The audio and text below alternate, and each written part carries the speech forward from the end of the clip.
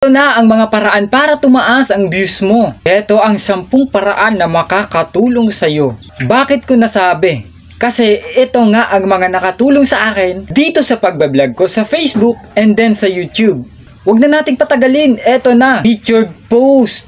Pag pin post para makita sa front ng account mo. Napakalaking tulong nga ito kasi nga merong mga viewers na pa-swipe lang and then makikita yung iba mong video.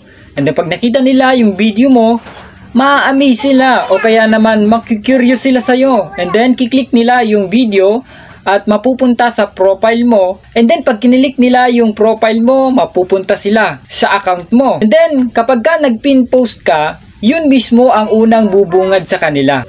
So kung nagkataon yun ang hinahanap nila, papanuorin agad nila yon. Dagdag views mo na yon. Next is, maganda to. Ito kasi, itong ganito, bago lang to ni Facebook. Nag-post ka ng long video, di ba? Pagka nagpo-post ka ng long video, so binigyan tayo ng pagkakataon ni Facebook na maging mas madali para sa atin ang gumawa ng Reels mula sa long video natin. Meron akong video patungkol dyan.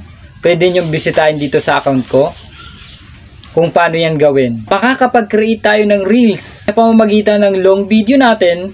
Kiklik mo lang yon and then si Facebook na ang bahala.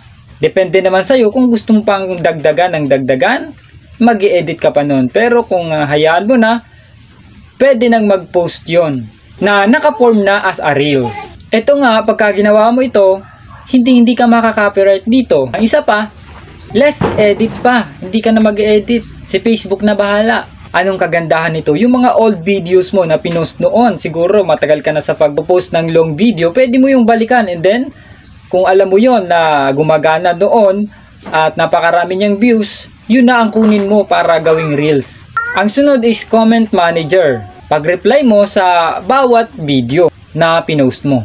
Malaking tulong nga ito kasi nga kapag ka nare-replyan mo yung mga video na yan na merong nag-comment, isa na yan sa engagement at makakapag-create ka pa ng community.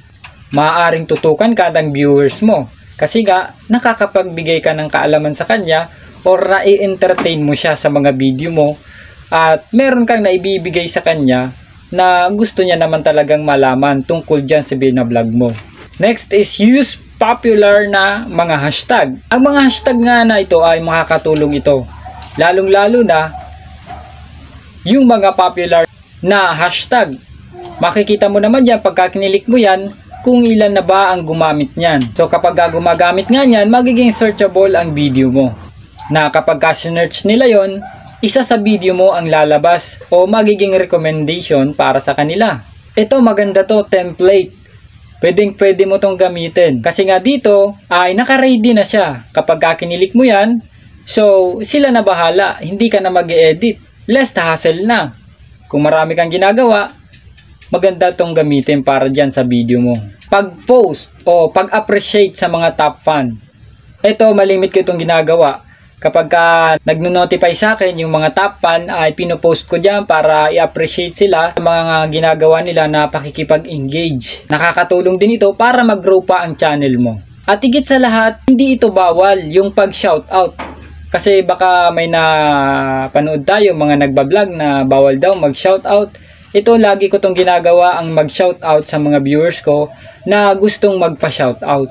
Nakakatulong pa yan para sa channel natin. Ito sila yung mga isa-shoutout natin. So baka isa kayo sa mga shoutout natin. Kaya subaybayan nyo ang mga video natin.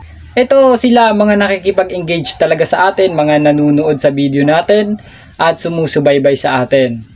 Si Victor Aguinaldo, shout out sa iyo. Nilda Sula, Nineta Kunanan Kuswangko, Flor Gonzales.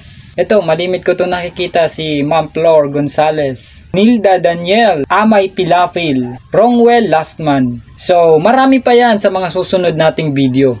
Sila muna ang inuna natin. So, shout out sa inyong lahat. Thank you so much for all the supports that you give. So, balik tayo. Siguro malimit ay nakikita nyo to kapag nagsaswipe kayo sa account ninyo, dyan sa account ninyo sa Facebook or sa page. Itong earn achievements. Dito, pwede nga tayo mag-post Lagi akong nagpo-post dito at nakakatuwa nga kasi kapag ka nag-post ako dito, kapag naabot ko yung nakalagay doon kung ilan, meron kang achievements. Walang pinag-iba sa meron kang award mula kay Facebook. At mas lalo kang gaganahan sa paggawa ng mga video. So ito isa pa sa mga dapat nating gawin, yung mga task ni Facebook. Kasi araw-araw meron tayong task dyan, baka hindi nyo napapansin, ay dapat i-fulfill natin dyan. Gagawin natin lahat ng task na yan. Isa yan sa magpapataas ng views natin, magpupush pa yan para sa atin, para maging recommendable yung mga video natin. Eto pa, yung weekly challenge, dapat ay magawa natin ito. Ang pang-10 ay alam ko, meron ka pang mga ginagawa dyan sa Facebook mo na baka hindi natin nabanggit. Pwede mong banggitin dyan sa comment section para makatulong na rin sa mga viewers natin. Comment mo na down below ang pang-10 kung ano yung ginagawa mo para mag-grow ang channel mo. At huwag ka mag-alala, babasahin natin lahat. Baka meron ka pang time ay pwedeng pa-share ng video na to para malaman din ng iba nating mga kapwa content creator ang mga gagawin at makatulong na rin sa kanila. Thank you so much.